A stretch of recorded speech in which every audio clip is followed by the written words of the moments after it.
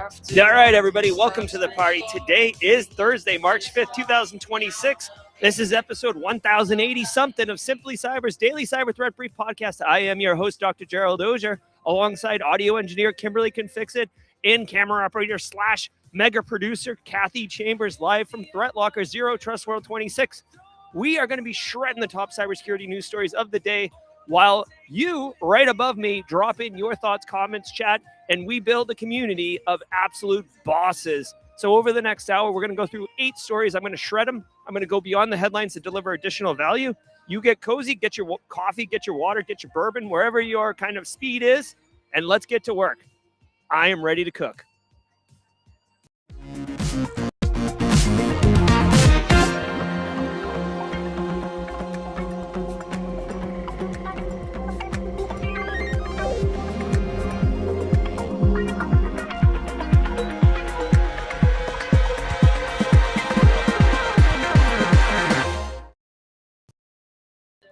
What's cracking, everybody? I'm going to switch up the graphics a little bit. Right now, it's just me on the couch, but we've got some rumors that a totally decked out FedEx could be in the works alongside Kyle, Ross, Carlos walking by right now. We've got a whole stymie of people coming down, but I want to say welcome to the party. Now, if you are here for the first time, drop a hashtag first timer in chat. This experience is going to be wild. Now, we're not always coming to you live on location from a conference like Zero Trust World, but when we do it correct and have fun doing it. So if you are a first timer, drop a hashtag first timer in the chat. Let us know. I'm trying to watch the chat at the same time. I do see a lot of John McClane's in the chat, Space Tacos. So let me know if I'm missing one somewhere in the chat. Steve Young, good to see you. SC Brittany, Brown Coyote, Restream, send in LinkedIn folks over here. Chris Sabata, good to see you all. I want you to know, in addition to going through the top cyber stories, I use my 20 plus years of industry experience to go beyond those headlines and give you additional insights and value. Now, you might be like, oh, this guy's just cherry picking stories and then, spending all night briefing on them. Guess what? I'm not. Do you know why? Because ain't nobody got time for that. Also, I'll be doing manual sound effects. So if you like authentic, quirky behavior, get settled in. Make sure you got a butt pillow or something to sit on, because you're going to be there a minute. You know what I'm saying? All right. Now, every episode of the Daily Cyber Threat Brief, including this one right here, let me make it easy for you, is worth half a CPE. So a CPE, a continuing professional education credit, is reserved for maintaining your cybersecurity certifications. Now, if you don't have a cybersecurity certification, that's cool. I'm sure you're studying to get one and you're on your way, and that's absolutely perfect. If you do have one, you know that you got to maintain those things with CPEs. So how can you do that in a way that doesn't suck? Well, let me introduce you to the process. Very simple. Say what's up in chat. You appear directly above my head. You're part of the show, which is super cool. Then you'll notice that the title of the episode says Cyber News Now, March 5th, episode, what is it? I think 1082, 1083. Squad members 82. Thank you, Kimberly Can Fix It, or Thingerly Can Fix It, just while on the stream. Include that in the screenshot. I was an auditor for a number of years. If you hand me a piece of evidence with a date and a timestamp and a unique identifier, I cannot call shenanigans. There's no level of auditor interpretation that can make that evidence seem different than what it is. So get your certs, get your CPEs, yeah, like a 1920s newsie, all right? It's as easy as that. Now, I do want to say shout out to all you, because I'm on the hold your butts, Marcus Kyler screaming it from the back row. Rhonda Rummerfield's in the chat. Steve Young, it's always good to see you, man. Mickey T1037 keeping me correct on that Israel-Iran story yesterday. Guys, I don't know what stories are coming. Hopefully they're not political today. Guys, let me say shout out and thank you to, we got a first timer up in this piece. TM Barnhart. Squad members, if you can help me welcome TM Barnhart in the chat. Welcome to the party, pal. I do not have the proper sound effects or graphics package for reasons, but just trust me when I say welcome to the party, pal. I am welcoming you to the party, pal. TM Barnhart.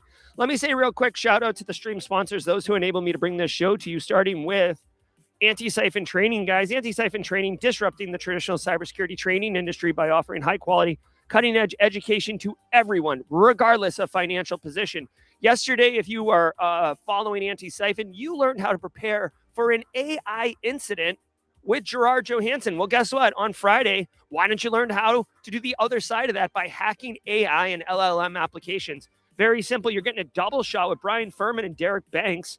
You can sign up. Dude, this training is ridiculously affordable. You got two juggernauts in the industry for $25. Get out of here. Is this a typo?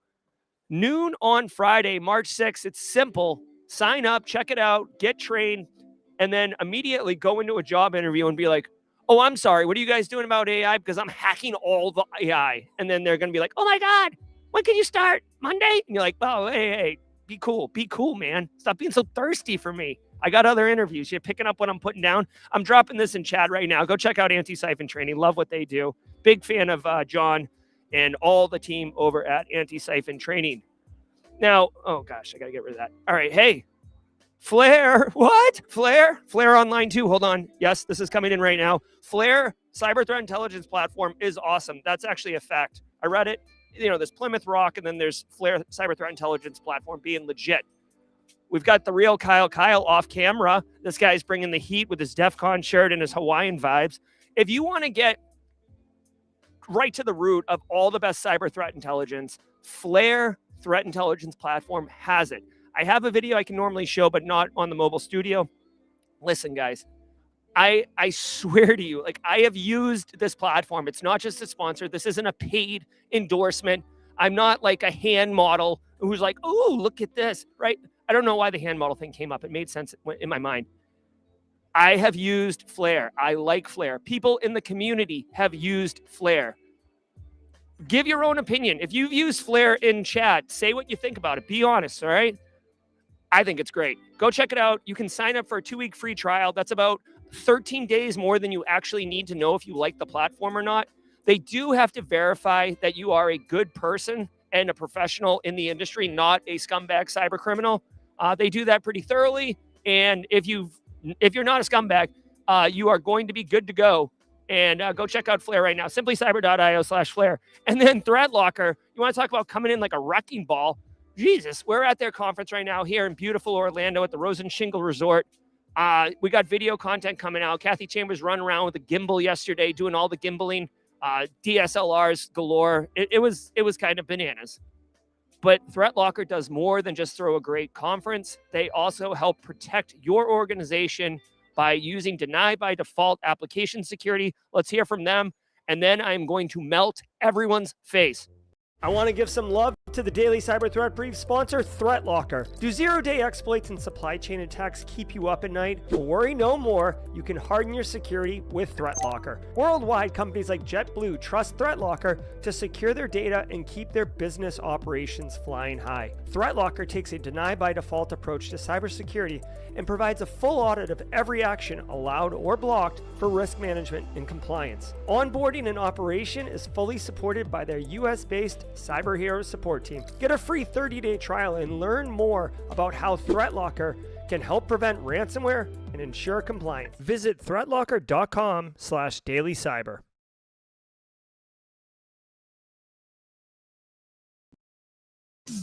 All right, everybody. Love it, love it, love it. Let me go full steam because you can't contain me. Listen, you can only hope to contain me. There is no stopping me. The train has left the station and it's pitched downhill. We are runaway. All right, guys, it's just me right now, which means no, I've got no handlers. All right, guys, do me a favor, Marcus Schuyler. I know you're the drum major, but I need you to be the throw on one of those reflective vests right now and kind of lead the troop. I need everyone in chat right now to sit back, relax, and just let the cool sounds of the hot news. Ooh, my headphones almost blew off my head. That was so hot. Wash over you in an awesome wave. I will see you guys at the mid-roll. It is Dan Reardon's meme of the week, and this guy cooked up a spicy hot take for you. I can't wait to show you. Let's get into it. Oh, hold on. I forgot to do one thing. 1 second. We're so getting into it. I'm just cleaning up my stuff. All right, here we go. From the CISO series, it's Cybersecurity Headlines. These are the cybersecurity headlines for Thursday, March 5th, 2026. I'm Sarah Lane. Sarah Lane.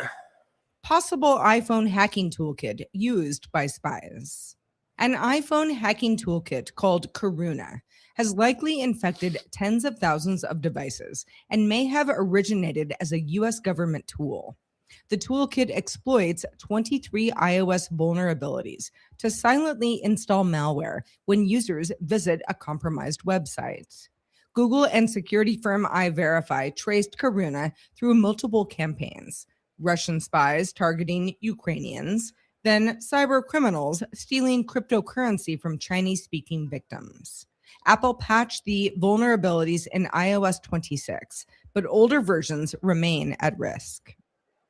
Hacker mass mails HungerRush. All right. So, I mean, hey, for once, like, way to go, United States, USA. Like, this is interesting. Usually Israel is the one creating the, you know, iOS based malware for spyware capabilities.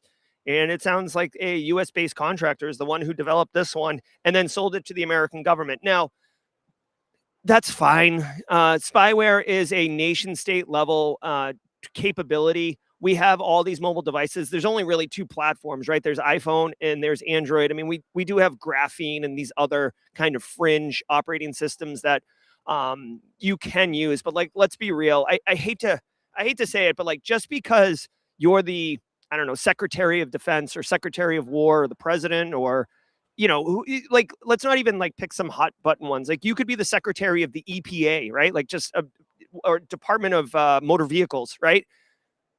You're going to use an iPhone, right? Like, humans are humans and they like convenience. They like, accessibility and functionality. So they're not going to use some stripped down, lockdown graphene version. And because of this attack surface, it makes sense for threat actors and security researchers to develop weapons that target those platforms, right? This is why Windows operating system is a massively targeted operating system, because it's in like 95% of all businesses in the world. Now, as far as protecting from this, they don't go into any details regarding indicators of compromise or prevention of compromise. The Pegasus spyware from NSO Group, famously the no-click spyware software, you could just get a text message and your phone is pwned. Remember, you can't. Here's the thing you got to like cook into your brain really quickly. Everybody here gets text messages from scammers or people they don't know. Everybody here can get a phone call and it says spam risk or unknown number. You cannot stop somebody from initially contacting you. You can block the number, you can delete it and add to a block list, but you can't stop that initial one. And if all it takes is to send you a text message to own your phone, well, guess what? There is no protection, right? Now, that lockdown mode on iPhone is a decent approach to handling this. But again, this story is more surface level political than it is necessarily something that we can use as practitioners. I guess the TLDR is, just like 20 years ago, people thought Linux couldn't have malware. Hey, it's 2026. Your iPhone, it's not super secure. So be mindful how you're using it. Okay, let's keep going. Extortion emails. Restaurants using HungerRush's point of sale system have had their patrons receive mass extortion emails claiming that millions of customer and restaurant records could be exposed unless the company responds. The messages sent via Twilio SendGrid from HungerRush domains threatened data, including names, emails, passwords, addresses, and credit card information. Security researcher Alon Gal linked the campaign to credentials stolen from a HungerRush employee in October of 2025. HungerRush confirmed the incident and is investigating with law enforcement. Tycoon. All right, so I'm old, right? So this whole like order food from a restaurant that doesn't have delivery and then have it just show up at your house by some random person, that's kind of like a vibe that I just never got on board. Like, I still get in my car and drive 20 minutes to the Taste of India to pick up my curry. You know what I mean? I know you don't. So Kimberly can fix it. Hasn't left her house since 2018.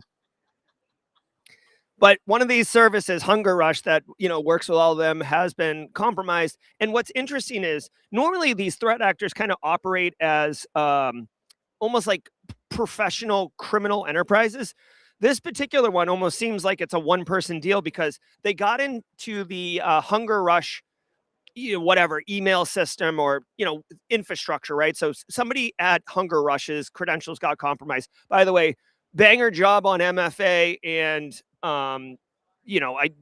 identity protection, etc. I'm sure they had all those things, and somebody just fell for an info stealer. But what is interesting to me is the first email came from them, and it literally said, and I quote, "You cannot ignore all my requests and expect me not to take malicious actions. You still have time." So threat actor kind of self-identifying as a one-person show. Additionally, I guess like it feels like they're like, "I'm going to turn this car around if you don't shut up." Like, and then like, "I'm going to count to 3, 1, 2. And then they send another email, right? Like, okay, like you've kind of nerfed yourself. The second email says, "Every restaurant customer of said restaurant's data, which is in the millions, is in jeopardy here, and I can't even get a response back. Not to worry, there's still time left." So this person is like basically screaming into the void, and HungerRush is like, "Bruh, we have cyber insurance. We've worked through this. We're good." So we'll see. There is credit card information involved. It didn't go into detail whether or not it was just the last 4 digits or if it was redacted in any capacity. If the CVV number, that number on the back that like is supposed to be like the super security thing, but like you'll give that number over the phone. We don't know if any of that has been involved in here. If you do work in retail or, food and bev, right? And you are using the HungerRush POS, POS, you know what I mean? I know it's point of sale, but is anybody else thinking what I'm thinking?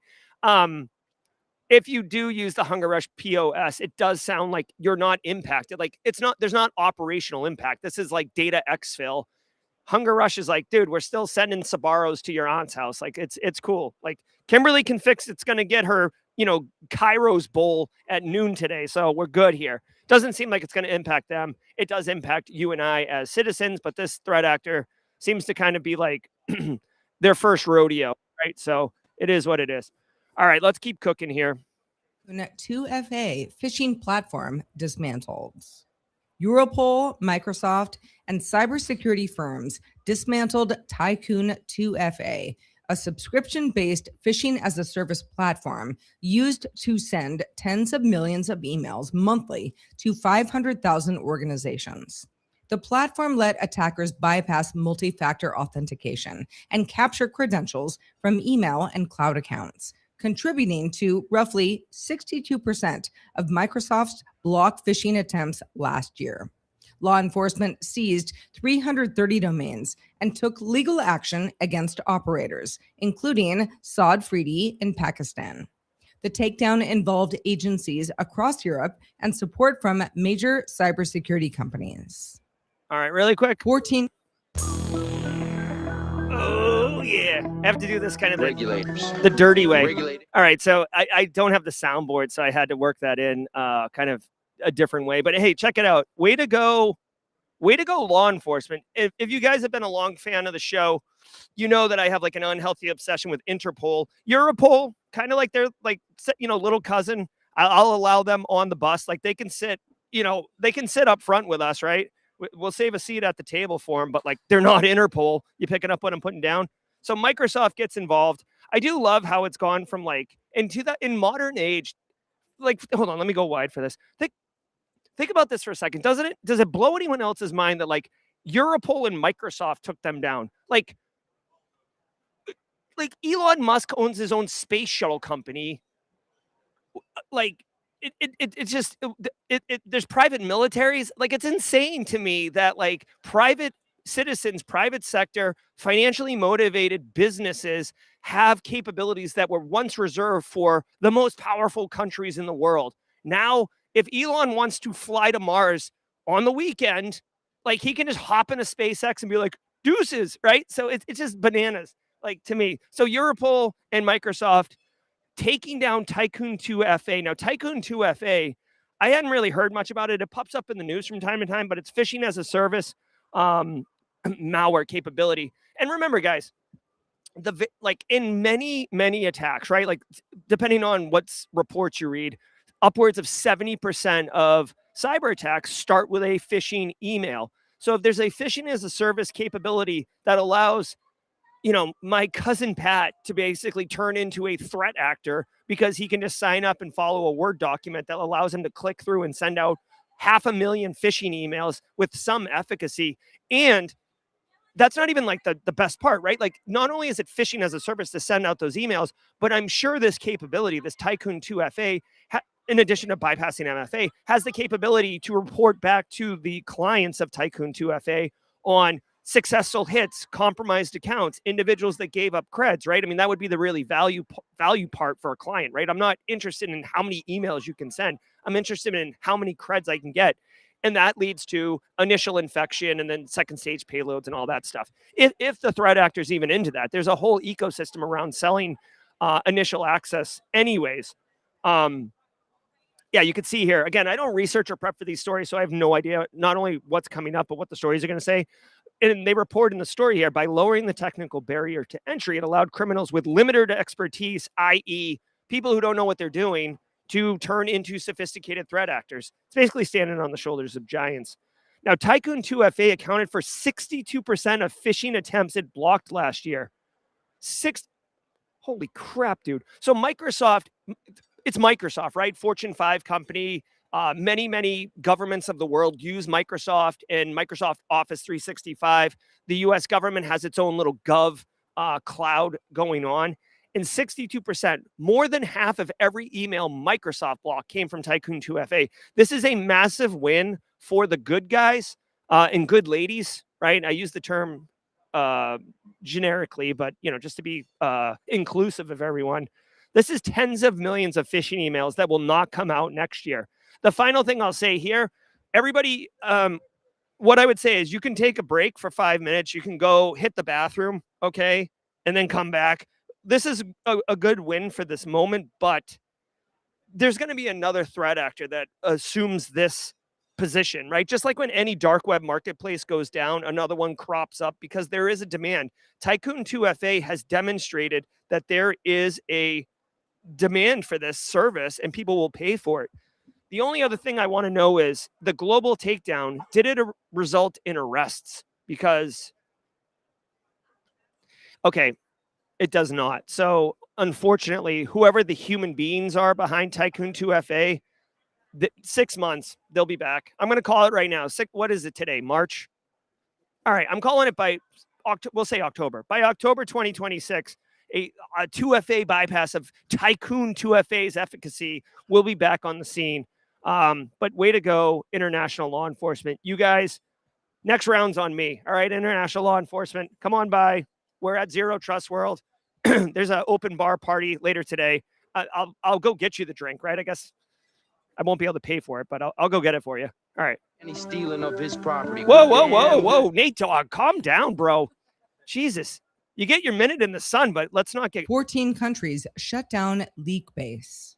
Authorities from 14 countries shut down LeakBase, a major cybercrime forum. I'm sorry, just a hot old man ran for a second. My new laptop, they've replaced the right control button with a co-pilot button. Do you know who likes to use the right control button? Me.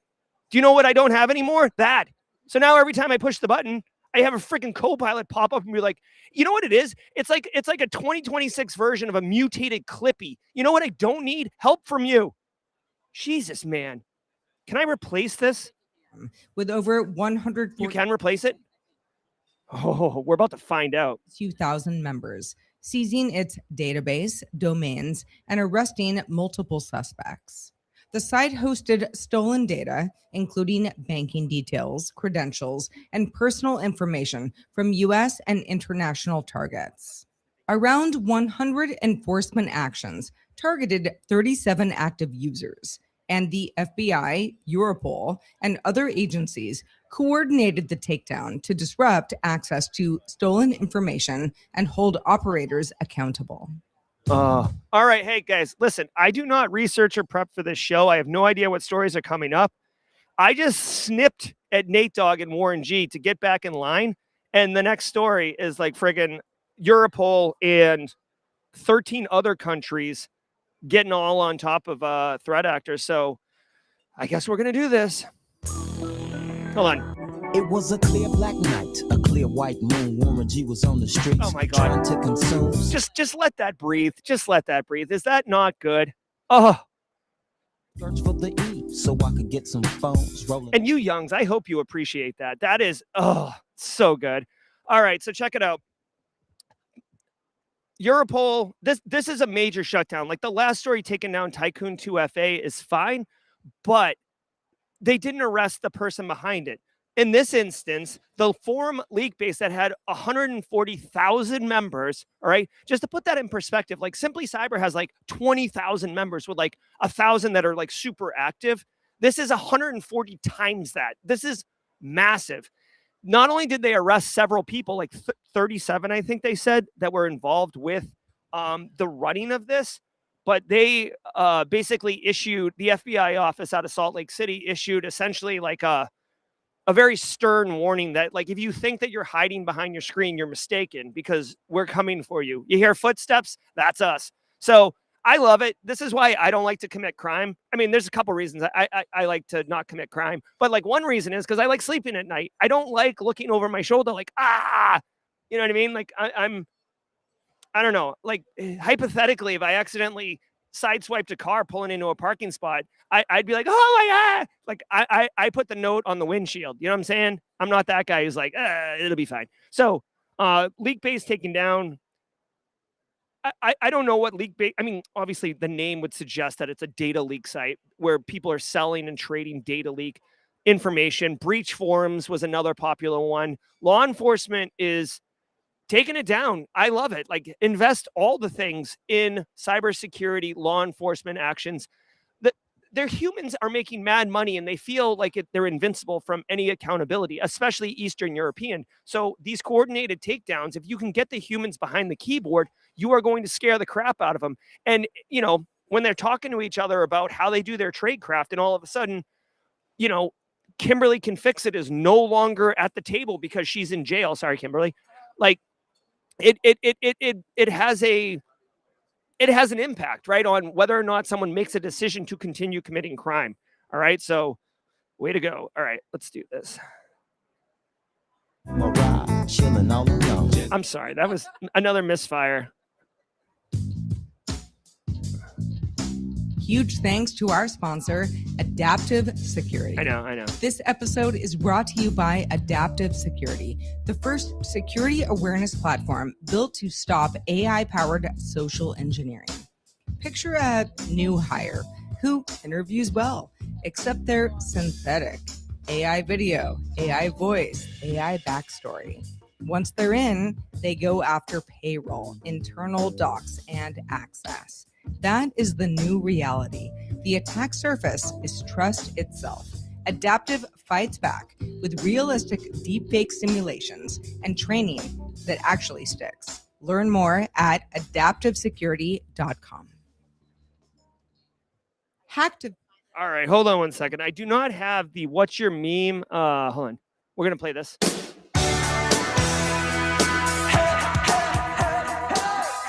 All right. So check it out. I do not have the, I cannot, hold on. Oh, I see what I'm doing. I cannot find the Dan Reardon, what's your meme promo card. And it's not Kimberly's fault. It's not my fault. I mean, it is my fault. It's a new computer. I don't have all the assets installed, but that's okay. Listen, every single day of the week has a special segment. You want to get on the couch, FedEx? Every day of the week has a special segment, and Thursdays is what's your meme Thursday. Kimberly, FedEx is going to join us on the couch. Okay. These are hot right here. Okay. Yep. All right. So, hey, check it out. Thank you, Kathy. Dan Reardon cooks up a special hot meme every single Thursday for us, and today is no different. So while we're enjoying this lovely Simple Minds track, let's bring up Dan Reardon's meme of the week. And he actually has a couple. Some I don't want to show because I mentioned privately about how I ate a bunch of spicy Thai food on Tuesday night and how I was having tummy troubles. And then Dan made a ridiculous meme. But let me do this really quickly. Oh, here we go. Oh, all right. Hey, so check it out. If you know me for a minute, you know that I love myself some Costco. Mrs. Auger and I are big old Costco hounds. But I have some very strict protocols that my wife, bless her soul, is willing to live with me with. And one of them is how I feel about when we go to Costco. So here we go. Ladies and gentlemen, I present you with Dan Reardon's meme of the week. This is me at Costco. And at the top, if you can't read it in fine font, it says, meanwhile, at 6:15 p.m. on Monday, and there I am standing in front of Costco. It looks like Dan has got a push cart, and he's doing the fun, like running and then jumping up and sliding. You know, I love the fact that Costco is less than a mile from my house because I can always go for a hot dog and a soda for $1.50. You Oh my God. cannot beat that anytime. It's Costco's signature, right? Like they It's absolutely. amazing. I do like that. So, but you're absolutely right. There is a way to go to Costco. You cannot go in a weekend. No, absolutely not. Especially like in November 26th to December 24th. You're not going to want to do that either. I also want to point out really quickly, Dan Reardon has got me in a shirt that says, I got that dog in me with a hot dog. Dan, you are a national treasure. If next time you see Dan Reardon at a conference, give this man a high five at minimum. Dan, all the beers are on me at Wild West Hackin' Fest, Deadwood. All right, ladies and gentlemen, this is our mid-roll. Ernet100 says Glizzy Days. I love it. All right, here we go. I'm going to jump to the la la la la's. You know what we're doing. All right. Kimberly, you're going to goose it a little bit. All right, guys. Just let it wash over you. It feels nice. All right, here we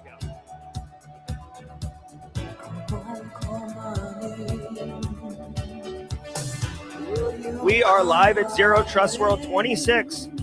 You are la la la la.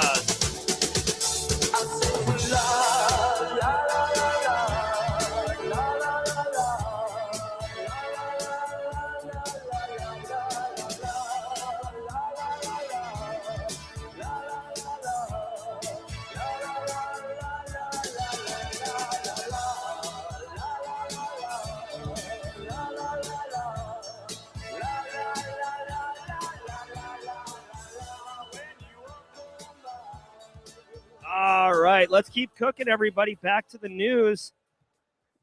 Live at Zero Trust World. And I'm trying to keep an eye on chat. I know Kimberly, FedEx, Kathy are all on the chats too. So if you got something fun to say, drop it in chat and we will bring it up. Hacktivist DDoS hits 110 orgs in 16 countries. Oh my God, the control. Following the U.S.-Israel military campaign against Iran, hacktivist groups launched 149 DDoS attacks targeting 110 organizations in 16 countries, mostly in the Middle East. Key groups included KeyMouse Plus, Dynet, and HungerRush, focusing on government, finance, and telecom sectors. Attacks also included phishing campaigns and attempts on critical infrastructure, with Iranian state-sponsored actors targeting energy and digital systems. All right. LexisNexis. So anytime that there is any type of global conflict, nation on nation action, right? The hacktivists come out of the woodwork. I don't know, at early Russia, Ukraine, there was the Ukrainian IT army. If you recall, there was some Russian-based actors that came out and were doing hacktivist type techniques.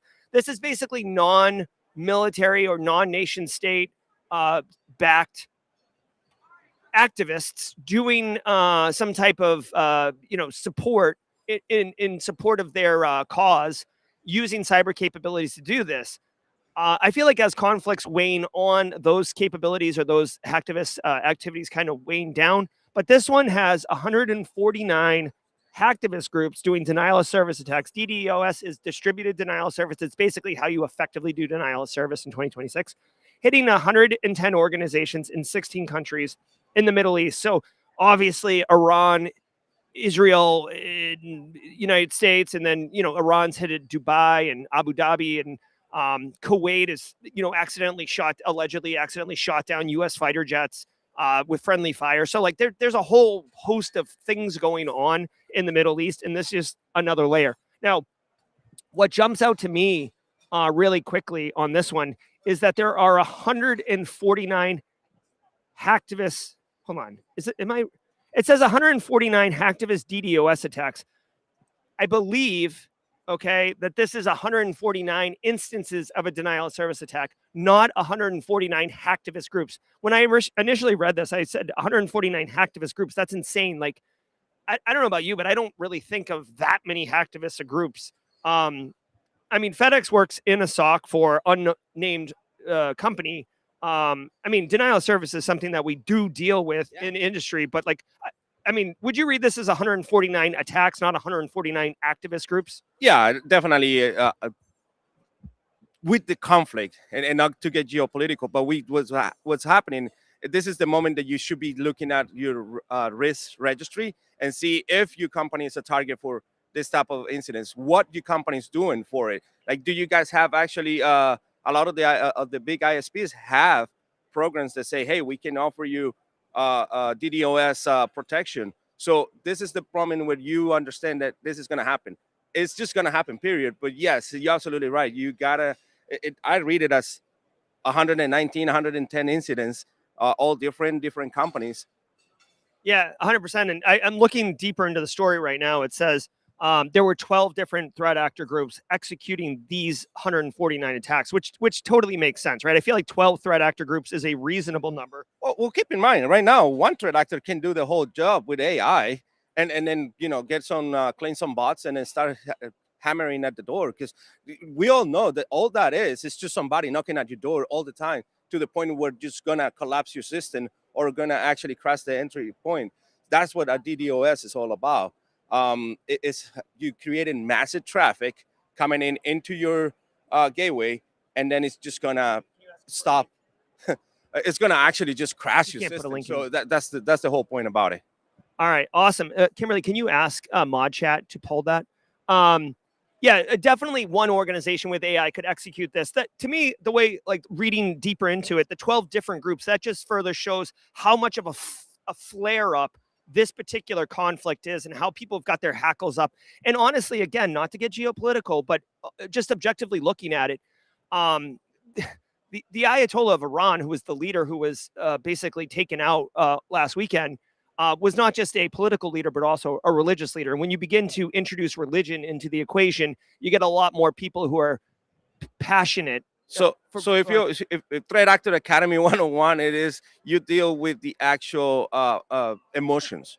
Once you include somebody emotion, and that's the technique that they use on phishing attacks. You create that emotion. People get passionate about it. Once you start getting to emotion and passion, and you bring the trying to bring it to the humanity, people get really upset about it. And this is the reason. Hacktivists start doing these things. They're doing it not for the money. They're not doing it for the glory. They do it because they're passionate. They do it because they feel emotion. I love it. Hey, really quick shout out. Flare is a stream sponsor, but I've been very vocal about this. I really like Flare as a company. I like the people behind Flare. I call some of them friends. You know what I mean? And Cheddar Bob actually dropped in chat. Thanks, Cheddar Bob, LSU zone, or Louisiana zone, right? Cheddar Bob talked about Flare releasing this report on cyber attack activities linked to U.S., Israel, Iran military conflict. You all cannot drop links in chat. Only the mods can, and that's a protection mechanism to keep our community safe from threat actors. But I can drop them. So I just dropped that report there. This is very likely not a paywall thing. It's a report that they put out. By the way, 31-minute read. Holy crap. Get ready, get a cup of coffee, and get comfortable, because this goes deep into the weeds. So nice job, Flare. Check that report out, and thanks, Cheddar Bob, for sharing it with us. Data breach confirmed. LexisNexis. Oh yeah, I said Cheddar Bob, Louisiana, but I meant Louisiana, Texas. Confirmed a data breach after hackers leaked 2 gigs of files, including 400,000 personal records. The attackers tried to extort the company, but apparently failed. Compromised data mostly came from legacy systems prior to 2020, including customer names, contact information, survey IPs, and support tickets. Oh my God. Hackers reportedly exploited the React to Shell vulnerability and unsecured AWS instances. LexisNexis says its products and services were unaffected and the issue is contained. All right, really quick. We did cover this story yesterday. It talked about LexisNexis React to Shell vulnerability being exploited in the data breach. So instead of spending 2 minutes on this particular story, let's spend 2 minutes thanking DJ BSEC for dropping the link in mod chat, because I think his feelings were hurt that I gave Cheddar Bob all the glory and DJ BSEC none of the glory. So is he creating an DDoS attack because we hurt his feelings now? Yeah. He's just going to spam mod chat, so we're not There you allowed go. to That's what it manage is. the show. All right. Hey, everybody. Well, hey, can you play the anime WoW sound for DJ BSEC? Thank you. Thank you, DJ BSEC. All right. For real, though, this is a React to Shell. This was a major vulnerability. I believe Clop Ransomware is the one who was exploiting that. Clop Ransomware, low-key, my favorite threat actor group. LexisNexis is one of these big faceless conglomerate companies that have access to massive amounts of data. I'm sure whoever owns LexisNexis owns a huge boat, right? Just to put it in perspective. And they got their data breached. It's not really going to change anything. Like you and I are, I don't know. How many identity theft protections do you have right now? I guess in the last 6 months I had about 3 or 4 because Yeah. you know we're actually the ones that get affected. And by the way, here's a free 1 year. And after the free 1 year, just if you want to continue, start paying. So yeah, and you have to like ask to be taken. Like they automatically renew you. Thank you. I will say that this particular threat actor does not have the anime female profile character. So like that immediately calls into question the. if it's a really legit, if it's not the real anime, that's what makes it a threat actor legit. Yeah, exactly. But yes, the LexisNexis is one. It says Department of Justice and SEC users' data is exposed in this. We'll see. It looks like LexisNexis isn't interested in paying. In fact, it looks like they're just on to business as usual. Actually, the story goes on to say that LexisNexis has suffered other data breaches in recent years, including one confirmed in 2024, where 360,000 people were stolen as a result from a third-party compromise. So, third party is hot. I mean, so we already discussed this. It's either email compromise or third party compromise was actually getting the companies lately. One thing that I would say as a parent and as a practitioner is invest on having a credit monitoring system and dark web monitoring system, even for your own children. Oh, but my child is too young. No, this is the time to start it because guess what? His information, their information is already out. So you start protecting your family by doing those little things. Yeah, and I mean, to FedEx's point, personally, I have frozen my credit. Our like everybody in our family's credit has been frozen, and you have to freeze it with all of the major credit agencies like Equifax, Experian, TransUnion. You have to go, and each one has a different way to do it because they're not like super interested in you doing it. But it is a painful process. If you want to go get a car or a mortgage or something, you have to like thaw your credit, and it's like a 30-day window. It's a pain in the butt. However, anytime threat actor comes into chat and says like, "Oh, hi, I'm Jerry. I'd like a credit card." With it, when it's frozen, it's like, nope, you got to go thawed, and it's incredibly inconvenient. And any threat actor is literally just going to go to the next name on the list instead of spending any effort trying to attack you. So it is a wonderful control. It does introduce friction to your life, but I mean, I don't know how big baller you are, FedEx, but like I'm not buying houses frequently, so it's not super inconvenient. Yeah, we don't do big purchases like that, and when we do the big purchases, we kind of do our research and think about it. As much as I would love to be balling like that and get that big boat, I am not that guy right now. Yeah, exactly. In fact, like just fun fact for everybody real quick, and then I'll go on to the next story. I had a threat actor file my taxes 2 years ago. Got money back. No. I owed like $12,000. So like, joke's on you, sucker. Pay my taxes. They didn't like that. Okay. All right, let's keep going. Fake LastPass support emails steal vault passwords. LastPass warned of a phishing campaign using fake support email threads to steal vault passwords. Emails impersonate LastPass, urging users to click links like report suspicious activity, which leads to a fake login page that captures credentials. Attackers use multiple sender addresses and altered URLs to appear legitimate. LastPass systems weren't compromised, and users are reminded never to share their master password. The company is working to take down the phishing sites and asks suspicious emails to be reported to abuse@lastpass.com. Okay, so two things. One, if someone emails, please, can you please educate your end users and your family and everyone? If someone emails you from any company and says they're from like this company, it says, hi, it's Sarah from LastPass, and her email is verify at Gmail. no, well, I mean Gmail too, but trezor-recovery.net. Like, what are you doing? Like, the first thing you should look at is the domain of the email address and be like, no. All right. So first of all, like, at least teach them that. Now, that doesn't mean that a email address could be compromised and then someone send it from that email address, right? So these things happen, but we'd have to do essentially defense in depth, right? Like, there's multiple checks. Again, I'm adding friction to your life. You just want to click. Again, this is a phishing attack where they're trying to get you emotionally scared because they're telling you your master password is compromised. I mean, honestly, I feel like if if you're using a password vault, you're already kind of like security conscious and would think of something like this, but it is. And LastPass actually introduced us a couple, I guess less than a year ago, the passphrase. So you don't even have to have a master password now. You can do passphrase, you can do passwordless now. So like, there's a lot of ways that you can protect yourself against these things. However, the main important thing on any of this, because it doesn't matter if it's LastPass, it doesn't matter if it's Bitterwater, and if 1Password or any other company.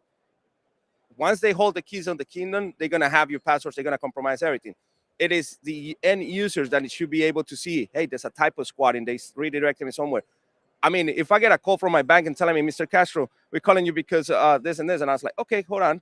I hang up and then I call the bank and be like, why you guys are calling me? Yeah. I'm not gonna give that person information right away. Send applies to an email. If I get an email, I'm like, no, I'm gonna go directly myself to the actual website and find out through them directly. Yeah, and I feel like that is the right call, and that's the best practice. The best practice is the second you get concerned, like, this is what I do. The second I get concerned about something, I immediately like basically flush my cache. Like go back to zero, and then like, okay, now I have a problem. I have a problem with my bank account. I now initiate action of getting my credit card and flipping it over and calling the number on the credit card or whatever. Like, you can't just be like, and react directly, because threat actors know that and they're going to get after you. And I'll also say, I don't have statistical numbers to support this, but anecdotally speaking, a lot of threat actors are very successful by basically telling you about the attack that they're actively conducting, right? So they're like, hey, like, play with your emotions. Yeah. Well, I know, but they'll be like, hey, like, this is Carl from IT. Someone's trying to, thank you, Kimberly. Somebody's trying to get your password. Someone's trying to hack your account. Like, I need you to reset your password. I'm going to send you an email to reset your password. Like, they're literally telling you, like, they're not saying I'm trying to get your password, but they're telling you that the attack is going on right now, because as you're involved with that attack, it seems much more real and germane because, they're walking you through it. And if they're doing it live at the same time, I'm going to be like, hey, I'm going to send you a code and now read me that code. Yeah. That's the MFA. Yep. Yeah, 100%. So just be mindful of that. Threat actors are tricky in 2026. It's not all about AI. Sometimes it's just good old fashioned, lying to your face. Cisco warns of max severity secure FMC flaws. Ooh. Cisco patched 2 maximum severity vulnerabilities in Secure Firewall Management Center, or FMC, that allow unauthenticated attackers to gain root access or execute arbitrary Java code as root. One is an authentication bypass. The other affects the cloud-based Security Cloud Control Firewall Management. No evidence of active exploitation or public POCs exists. Cisco also addressed dozens of other high-severity flaws across FMC, Adaptive Security Appliance, and threat defense software. Cybersecurity sales. All right, so check it out. Cisco, which is, an enterprise-grade Fortune 500. Hey, what's up, Kara?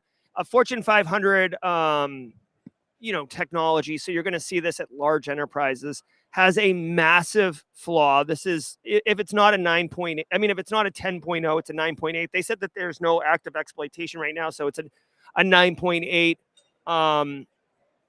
They don't mention who discovered this. The fact that there's no active exploitation that they see would lead me to believe that security researchers or Cisco internally discovered this vulnerability. This is an absolute, hold on, let me see if they have a patch. Oh my God. They didn't mention a patch in there. That's one of the things. And according to the story, what I just hear, it is a high vulnerability. It's an RCE, so they can actually get to your box without credentials. Yep. So Cisco has released the security updates to patch these two maximum security vulnerabilities. It's in the Secure Firewall Management Center software. Two things. One, it's your firewall, right? So like this is an internet-facing asset that's designed to provide security. When that has a vulnerability, you've got big problems. Anytime you have a vulnerability or some type of issue with your security tech stack, you have bigger issues because literally it's supposed to be protecting you, right? As FedEx mentioned, one of these two vulnerabilities is a authentication bypass that leads to root access, which is essentially, I don't need creds. I can just walk through the side door and I have the keys to the kingdom, which means I can then shut stuff down, causing denial of service attacks or availability issues. I can create additional accounts. I can potentially, I don't know the capabilities of this because Cisco runs a custom iOS, not the Apple iOS, but the Cisco iOS. I don't know if you could stick some type of info stealer thing in there, but regardless, you can sniff packets because all packets are traversing through the network device. It is SSH-based interface or web admin panel. So this is here's the thing. You can find this on the internet, right? Like you can scan the internet, you can use Shodan, you can find this. Get this patched ASAP. In fact, I don't want you to leave the show, but I would pause. This is the ones that you will leave the show and say, hey, we got a problem because we got Cisco and we need to patch this. Or are we protected for this? Yeah, 100%. And that's when you say, you got to patch it. You got to patch it. Yeah. I thank you for the manual. I will say one other thing about this is this is not something you screw around with. There is no exploit out right now, but all that should mean to you is that you've been given time to get this sorted out before you get your pants pulled down and then your bottom spanked. All right. Simple as that. Do not delay. Don't be like, oh, there's no exploit out. I'm just going to go and get an extra, long lunch today. No, don't call your IT team, call your networking team, hide your wife, hide your kids and go get the Cisco patched, please. All right.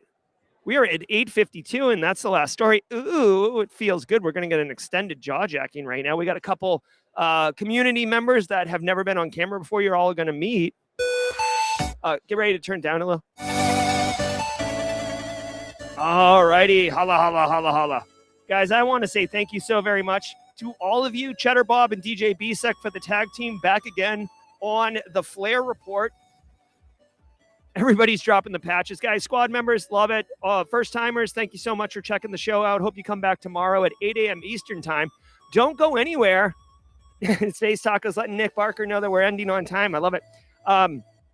Don't go anywhere because we are going to be doing another show called Jawjacking. I can't do one-on-one coaching or mentoring or anything like that, but what I can do is provide a platform where 30 minutes we try to answer all your questions and provide community and support and mentorship, and we're about to rock into that. So come on down, hang out, let's have fun in chat. I'm Jerry from Simply Cyber. Shout out to FedEx for joining us on the couch for the back half of the show. Kimberly can fix it on the audio engineering. Kathy Chambers, come on down. Ross to the couch. Kyle's in the house. We got TJ potentially joining us. I'm Jerry from Simply Cyber. Let's get into jawjacking. Ever wonder what it takes to break into cybersecurity? Join us every weekday for Jawjacking, where industry experts answer your burning questions about the cybersecurity field. Live, unfiltered, and totally free. Let's level up together. It's time for some Jawjacking.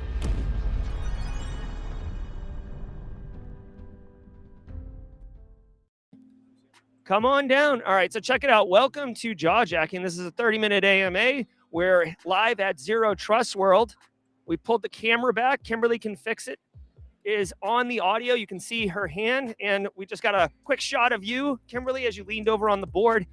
We are joined live. Guys, you want to put the do we have cans for him? Oh, no, Kimberly's on him. All right, you can hear us. It's fine. You can hear us. Guys, let's go down the panel. Let me allow our guest jawjackers today to introduce themselves. I know many people know who you are, but go ahead and give us a 15 seconds, starting with FedEx and walking on down the line. So Federico, FedEx, aka FedEx Online, and just practitioner working right now at a SOC somewhere. And just, been doing what we like to do is help others to get into the industry and mentor as well. All right. So if you got questions around SOC analyst work, SOC experience, different stuff, you can drop them in chat. Next on the mic. All right. Hi, everybody. I'm Kyle. You may know me as Kyle. The real Kyle. The real one. Yeah. So I work for a local government as a cybersecurity specialist. That means I do all things cyber, from policies, EDR, firewalls, etc. Cameras sometimes. You on Yeah. one-man show, no? Yeah, one-man show, but I got a good team with me. Also am deep into the risk management framework for the Coast Guard. So I know about ATOs and all that stuff, NIST control families. All right, hold on one second. Hold on. Oh yeah, all day. All right. And finally, rounding out the panel today. Hey everyone, Ross, been in the industry for about 20 years, started in IT, moved on to cyber adjacent about 10 years ago, started with GRC, PCI compliance and such, and now leading some cyber and still some IT for the organization. Just happy to join live. I love it. Thank you so much joining us, Ross and Kyle. Guys, really quickly, if you have questions for us in chat or for the panel, drop a Q and I will facilitate getting them answered. If you want to ask a specific panel member the question specifically, call them out in chat. Really quick, I do want to just ask to get the things rolling here. Kyle, question for you. That story, if you caught it at the end, Cisco FMC, the firewall management console, has two really nasty max vulnerability 0 days that allow for authentication bypass. Yeah. I'm not saying you have this in your environment, but as someone who has responsibility over firewalls, as you just mentioned, what would be your approach to this? I mean, is it like your thought process, right? You hear the story. I mean, are you dropping everything? Are you calling someone? Are you just going to lunch? Like, what's your thoughts around something like that and how you might do it as a practitioner so others in chat can begin thinking like that? All right, thanks for the question. Whoever asked it and for facilitating. I asked it. Oh, thank you. Yeah. Thank you, Jerry. Well, I rehearsed for this last week with Palo Alto.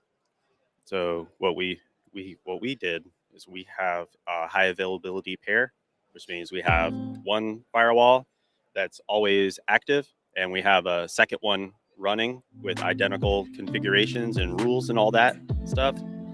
And our practice is to patch the secondary first, but first we take it offline so that the primary firewall doesn't try to fail over to a firewall that's trying to update, because that won't go well.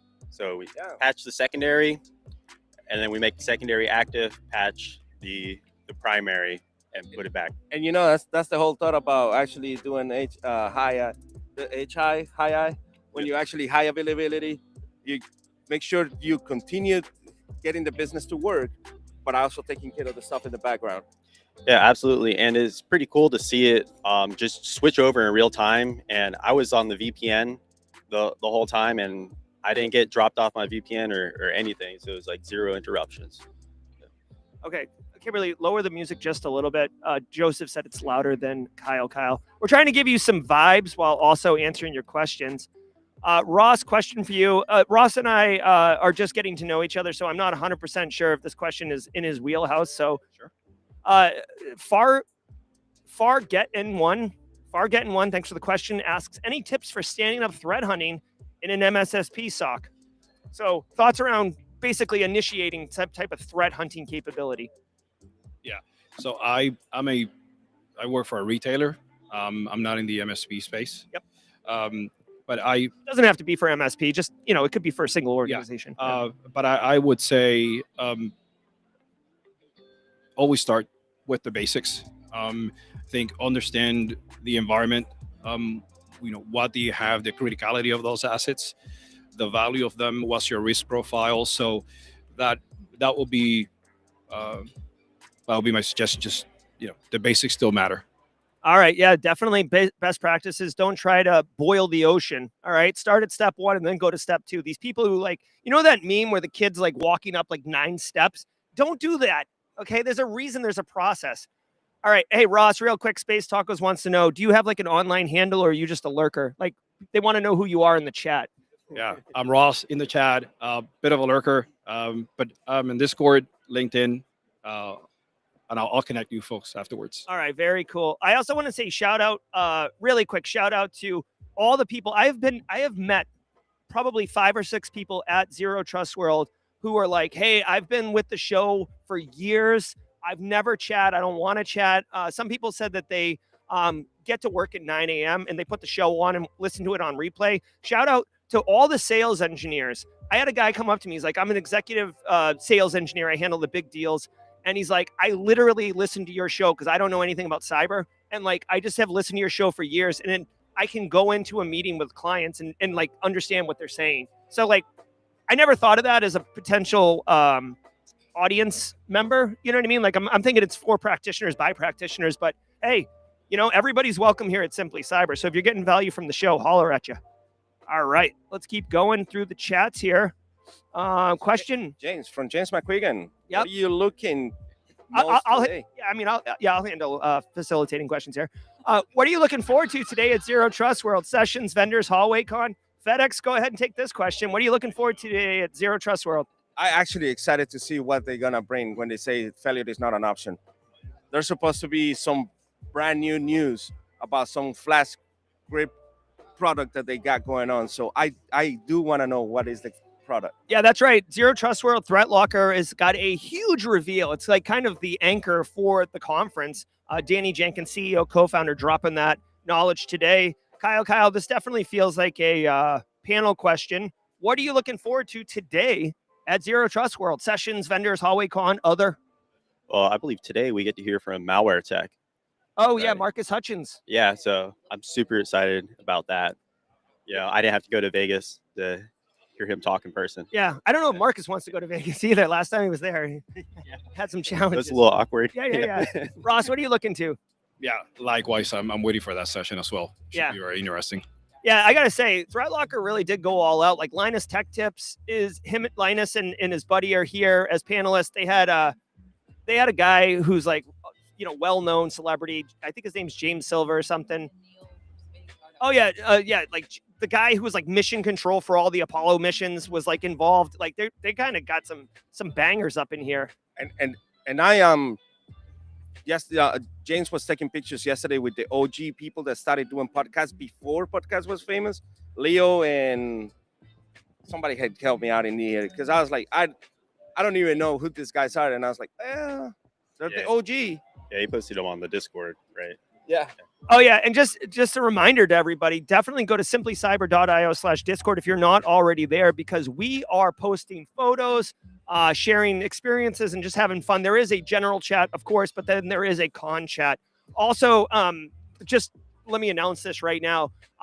We've been talking about getting together here, if you are at Zero Trust World this evening, for a Simply Cyber community meetup. The location has been nebulous at best. There is an actual party here that Threat Locker is hosting. That's going to be a huge venue. There's going to be plenty of space. So we're actually I'm confirming that we will be meeting at that event and having a big old meetup and high five. So come on out.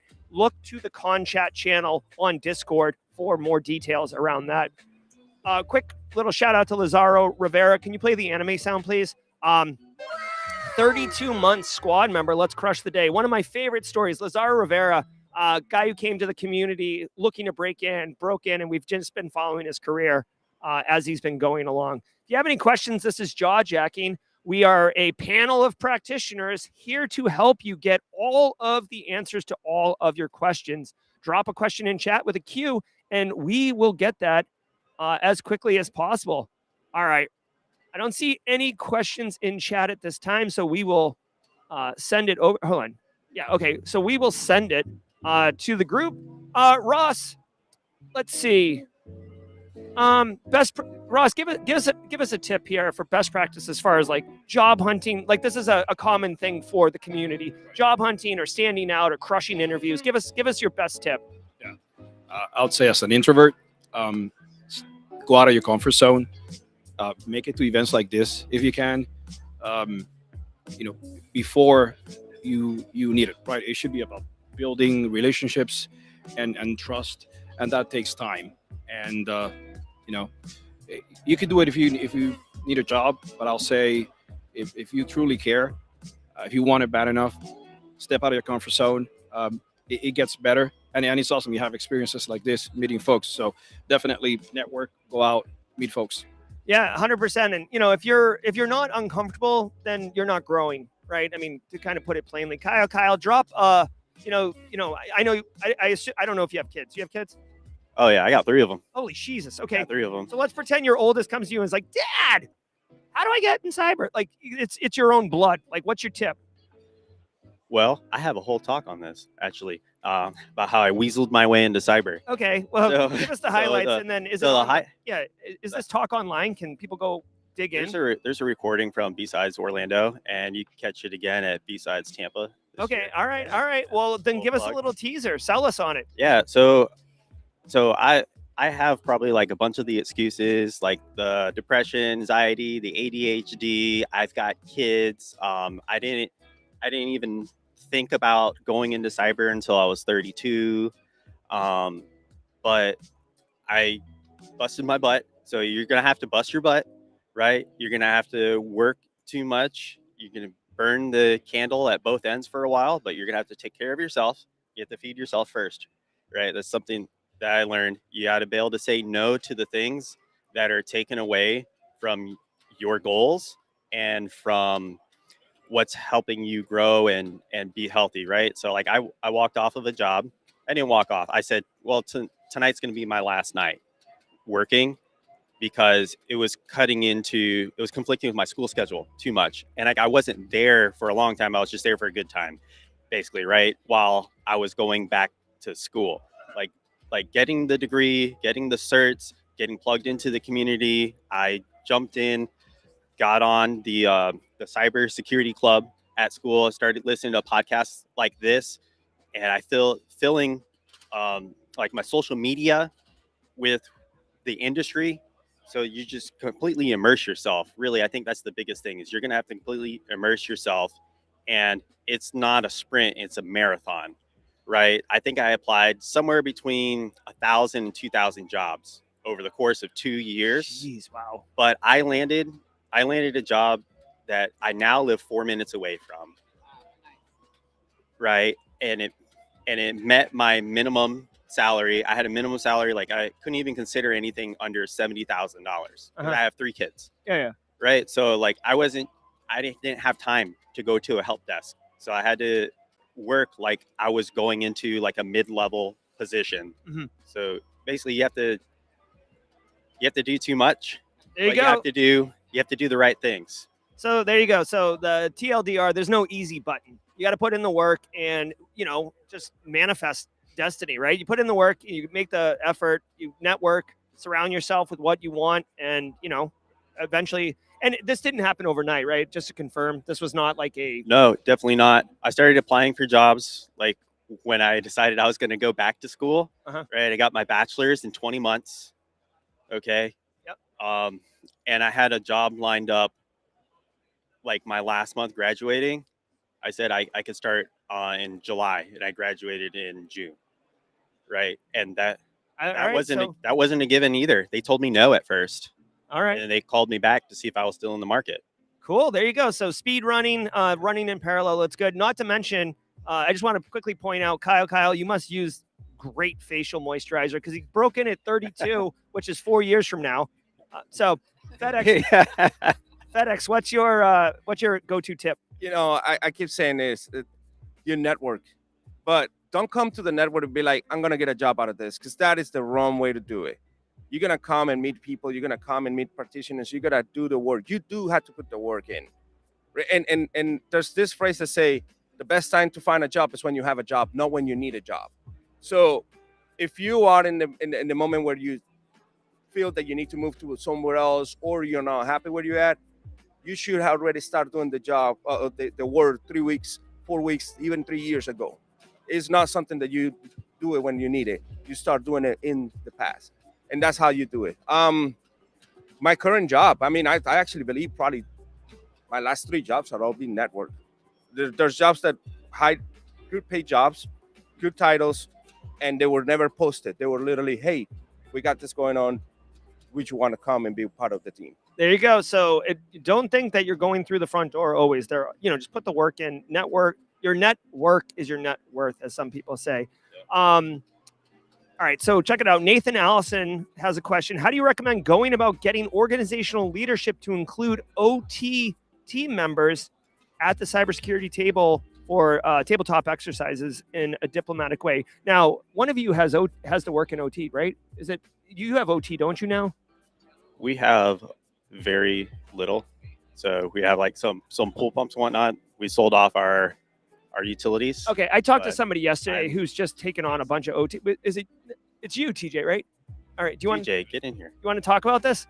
Hey, we have a guest. We have a guest and person coming on really quick. TJ is Find the True 2. He's going to be answering this question specifically. So TJ, kind of get in there a little bit. Thank you, Kimberly. Yeah, we can. Yeah. Oh, and we got camera operator. So TJ, the question is, and I'll read it again for you because you don't have visual. How do you recommend going about getting organizational leadership to include OT team members in cybersecurity tabletop exercises in a diplomatic way? What's our guy, Mike? Mike Holcomb? Holcomb. That would be a perfect question for Mike Holcomb because I think he's actually doing some training now that resemble tabletop type stuff for himself, I believe. So that'd be more of a Holcomb question.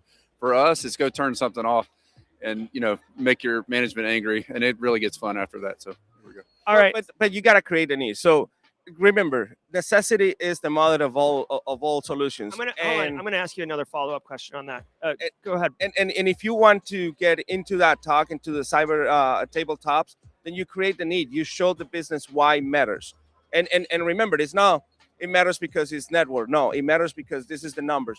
Especially if you're talking to somebody that's on the business side, it's gonna be they see numbers, they don't see the technology. So then you got to speak their language. Yeah, 100%. So TJ, as a follow-up, as far as getting, just take the OT kind of piece aside, like in general, what is your best practices, diplomatic ways to get people into tabletop exercises or to kind of like think through simulations? Because just as a real quick aside, TJ and I spoke yesterday and he told me about, coming up and how he approaches work. He trains very hard. He forces his team to train very hard to the point where they were like, Jesus Christ, TJ, like, why are you pushing us so hard? He has a reason for it. So TJ, given that background, what's your best practice to like smooth the rough parts and getting people ready for these tabletop exercises? There's going to be times that suck, things that you didn't see coming, things you're not expecting. So what we did with our team was to train and practice some more. We were working on a particular Christmas day, but we went out and trained anyway. Because the threat actors, the bad people, they're not taking a day off, and they really don't care who you are or who your family is. So you got to train, and you got to train hard. When it's rough and it's very difficult to understand, now you're in the sweet spot. As soon as you can smooth that mess over, now we can do something awesome. Yep, and really quick, just we are big on explaining acronyms. OT is operational technology. It's basically like physical systems, right? OT would be like opening a vent to vent some gas out or something like that. All right, next question coming in. Hey, this is a fun one. Just kind of run down. This is like a quick 5-second answer each. What's your from Space Tacos? What is your favorite T-shirt you ever took home from a conference? TJ, you got one? I can do it right now. Yeah. This is Blue Team Village. I got it in Vegas last year. But my favorites are the ones I actually bought, which were all the Noob Village, and I bought all the colors. So that's my favorite. All right, there you go. Ross, favorite T-shirt? Yeah, for me, I used to be a Fedora ambassador, so it would be one from a Linux conference that I attended a few years back. All right, there you go. Kyle, what you got? Wearing one of them right now. All right. Trusted Sec, and there's another one from Huntress that says I'd rather be fishing. I love it. And FedEx, what's your favorite con T-shirt you've got? There's so many teachers, but I do like the ones from Wild West Hacking Fest and actually the one from Simply CyberCon. Yeah, thank you. And to be honest with you, my little one, enjoy getting those T-shirts too. So even this morning when she woke up, she's like, Dad, look at the T-shirt I'm wearing. And it was actually a Why Not Lies T-shirts. I love it. And for me, Space Tacos, obviously I'm biased. My Simply CyberCon t-shirts are my favorite. I love retro synthwave. Kimberly has taken that under advisement when she designs the logos each year for the conference. So that's my favorite. Mickey coming in hot. Is an unpaid internship for 6 months with the possibility of a job afterwards worth the experience? Ross, unpaid internship 6 months with like the possibility of a job afterwards. Yeah, I would say if it is actual work in the industry, in the space, because some of them are not. Some of them are, they sell it as one thing and it's another. But if you are actually doing the work, then you're getting experience that you would not get otherwise. So I'll say definitely. All right, there you go. It is worth it. Kyle, you were quick to pull up the mic, so you got a follow-up thought on this? 100%. Yeah, 100% worth it. All right, 100%. I'll tell you something. You got to look at your finance. If you can do it, why not? It is a question that you got to answer to yourself and maybe talk it out to your spouse or to your significant other. Find out if you guys are in the condition to do it. But if it's in the industry, like Ross said, yeah, why not? It's experience. And honest to be told is that many jobs sometimes you start that way and you get hired. Yep, and I would just say to follow up, unpaid or paid, whatever it is, bust your hump. Like, stand out. Do more than you're asked. Like, dude, if they have an opportunity, it's much easier to be like, oh, like Kathy's been killing it over here. Like, let's just bring her in instead of going out and shopping the market. All right, this question for Ross, because Ross self-identified as an introvert. When attending events, how do you join a group of people already talking and mingling? I'm intimidated to approach an already established group and have nothing to say. Thank you for the question, SC342. Ross. Yeah, I feel you. I know exactly what that feels like. I'll say, again, it goes back to breaking out of your comfort zone, and just, you'll be surprised how friendly folks actually are. Just, walk up to a group of folks and, introduce yourself, say hello. They'll probably jump in, ask you, what you do, who you're working with. And that's how it starts. Just, take that first step and introduce yourself. And little by little, it gets better. It gets easier. But yeah. And just as a follow-up, personally, I would say just a great move that I have experienced myself personally. Like, we have the Simply Cyber Discord server, SC342. So go to simplycyber.io/Discord, join it. And you're like, oh, I'm going to Zero Trust World. I'm going to DEF CON. Is anyone else going there? And you can already kind of establish some connection and some relationship before you even get there. So then you're not walking up to a random group of people. You're walking up to people that you've kind of chatted with, and you've already essentially broken the ice. Question for FedEx. Angular777 says, I've been typecast as a troublemaker. I feel like this is in your wheelhouse. I've been typecast as a troublemaker. I don't want to leave my company. Is it too late to get a promotion? It is never too late. I am a walking HR violation for those who actually know me. It is how you handle your business. Like, to be honest with you, I'm a really straight shooter forward. I tell you what it is. Sometimes even my supervisor is afraid, or my boss is afraid of what I'm going to say, because I might just tell the director that you're wrong and tell it to their face. And, they don't like to hear that. But yeah, I'm an HR violation, and yet I'm still working. Why? Because I stay true to myself. I actually do the job. It's not just show. There is actually a lot of work behind the scenes that people don't notice it. And that's really what, when you become that important key element for the business, become that person that the business need, become that unicorn that they wanted. And then you're going to get promotions. I myself, I'm looking for one. Yeah. So, hey, if FedEx's boss is in chat right now, take note. Hey, really quick, quick fun fact, really quick. Someone just walked by and waved, and I thought they waved to me, and I waved, but they were waving to someone behind me. So, oopsie. Oh, thank you, David. Hey, so as a follow-up to that question, I want to look at it from the other side. So TJ is the boss.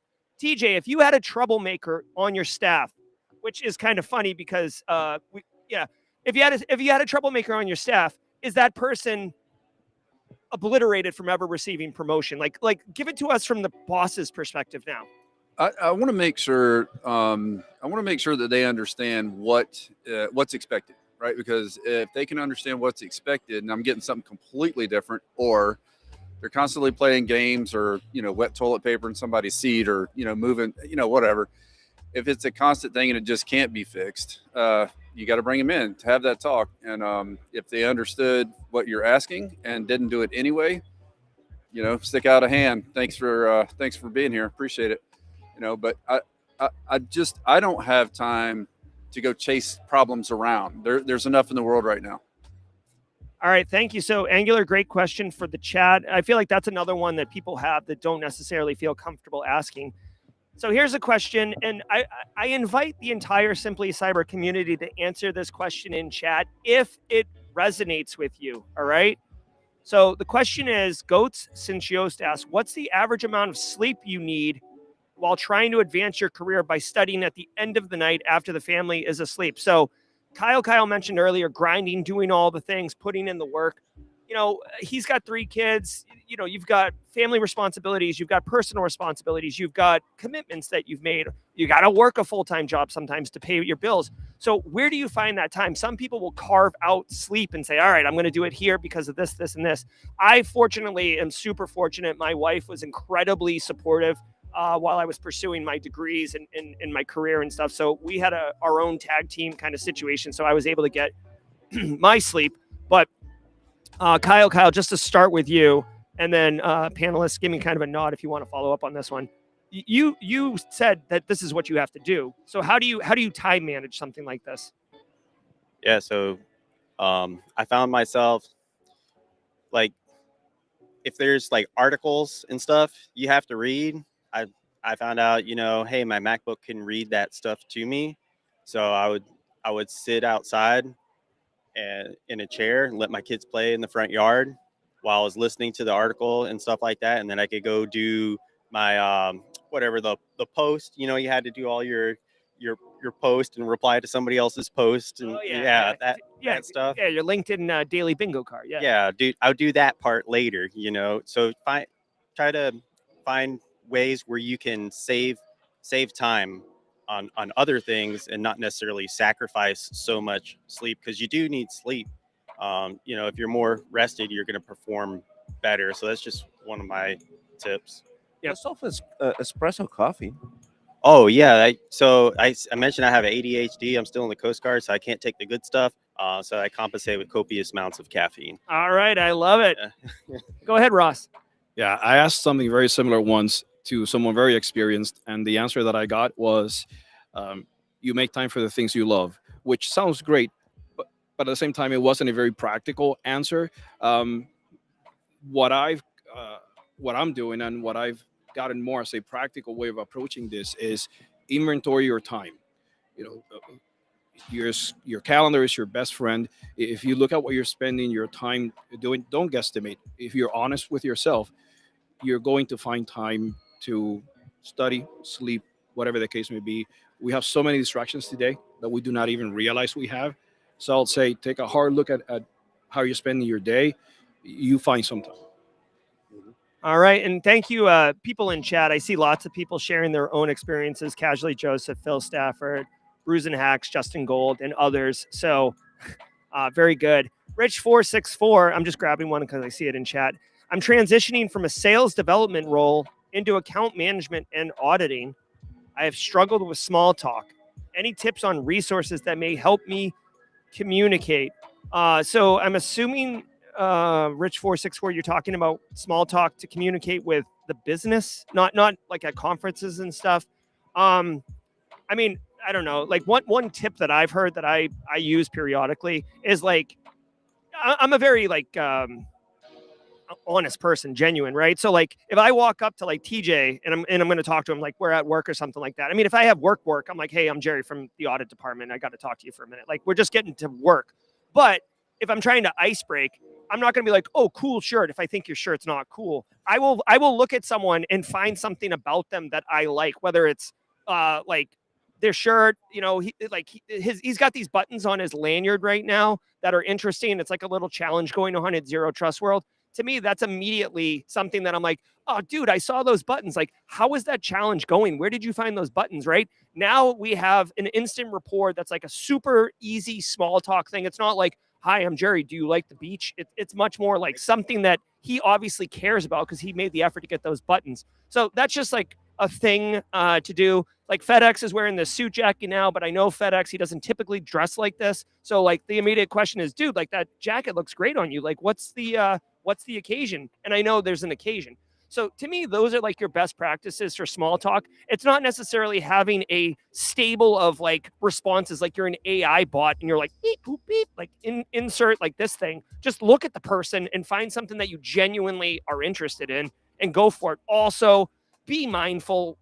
We live in 2026. Do not walk up and be like, say something that's like totally inappropriate about like how someone looks, or you know what I mean? Like, oh, like something leery. That is not going to be your friend in this case. So you always, for those who actually know me and see me in conference, they know that I wear a button and it has my name on it. It's a digital tag with my name on it. Believe it or not, this thing costs less than $15. And the compliments that I get from this, or the questions that I get from this to break the ice, I got people approaching me and say, where do you get that? Why? What does it say it in there? Who's FedEx? It's just my name. It's just a little investment, little thing that pops the eye. And you know what, Jerry? I am wearing more jackets lately because I'm dressing for the job I want, not for the one I have. All right, this guy's killing it. TJ's got the mic. Let's go, TJ. If you were at a boat show, would you ask them how long they've been on a boat, right? How long have you owned one? How long have you been on the water? Is your family involved in it? So I'm at a cyber conference. So how long have you been doing this? What things, catch your attention? What is it that you're here to learn about or to sell? It's really silly things. Where's the water cooler? Just a simple thing, just to get the thing kicked off.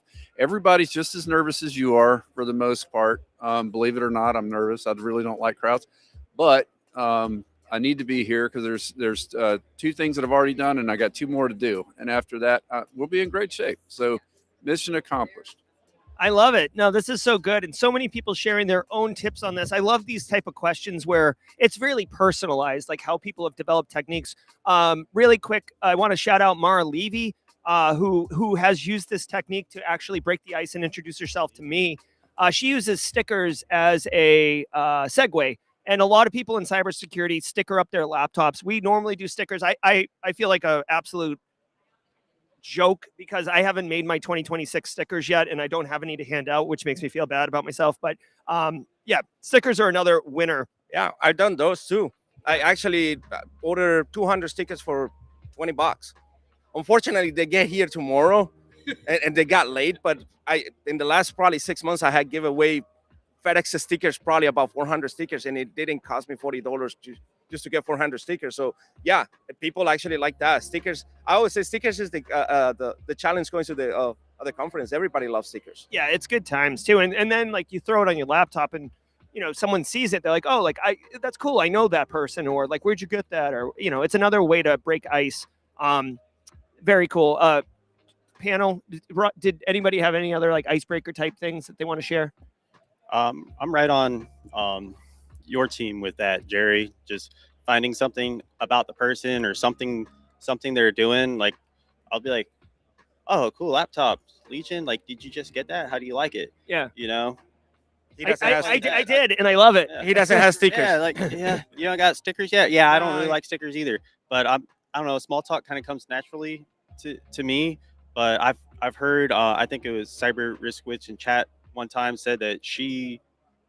I'm sorry, I don't want to speak for you, but one thing that I've heard, I believe that she suggested it was if you're not that comfortable with small talk, find somebody who is, kind of have like a battle buddy, like get a FedEx, because he doesn't mind talking to people and introducing stuff. I'm an introvert. I do mind, but I do step out of my comfort zone when I'm in conference, and that's probably the reason. Like when we walk around, a lot of people say, "Hey FedEx," and then I start meeting the people, and I'm interested. It's like, tell me more about your life. Tell me about what you're doing in here. Hey, by the way, I only got 2 more minutes, but you know what? Let's keep the conversation going. Let's connect and let's follow up later on. Yeah, or it's another thing I do sometimes if we're in a group and I see somebody kind of like slow down, they're walking by and like, we make eye contact. I'm like, I'll say hi to them, let them know that I see them, and maybe they'll say hi back and stop and then invite them in.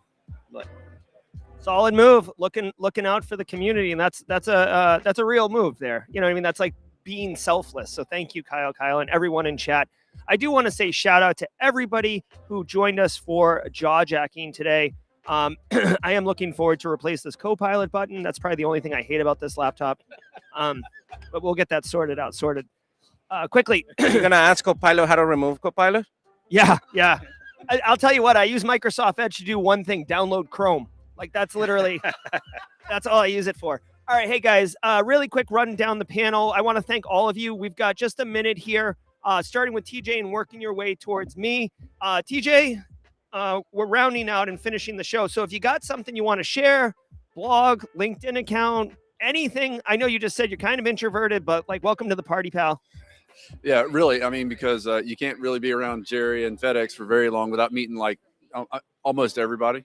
So buckle up, Buttercup. Here we go.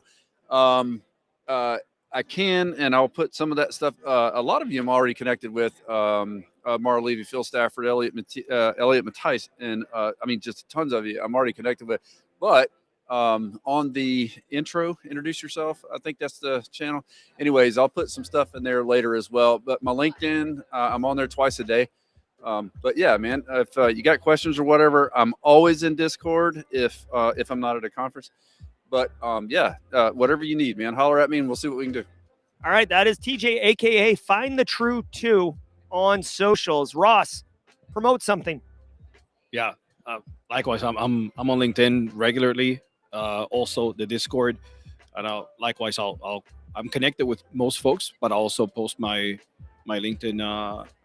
The link to my LinkedIn page, and it's part of the personal branding class is something that I'm working on, but it's nowhere near ready yet. So, all right, more to come. It's coming. Stay tuned for that one. Kyle, promote yourself. Yeah, so Kyle Ford, the real Kyle, also known as the lead analyst. So my LinkedIn super easy. I recommend it to everybody. Just get something that's easy. I'm the Kyle Ford on LinkedIn. Easy to remember. I'm a resource. So if I don't know a question or something, I'll send you to somebody who know a lot about free trainings and stuff like that, and we'll point you in the right direction of some other resources. All right, FedEx, let's hear some promotion. If you have not connected with me, just come find me. Just FedEx or Federico FedEx Castro. But yeah, let's just keep going the conversation. I love it. And I'm Jerry from Simply Cyber. If you feel like you're introverted or a lurker, there were a lot of questions about how to, network and socialize. Here is an entire panel of people who just, shared their socials, shared their Discord, open to connect. Take the first step. It's an easy button right here, and then you can kind of build upon that.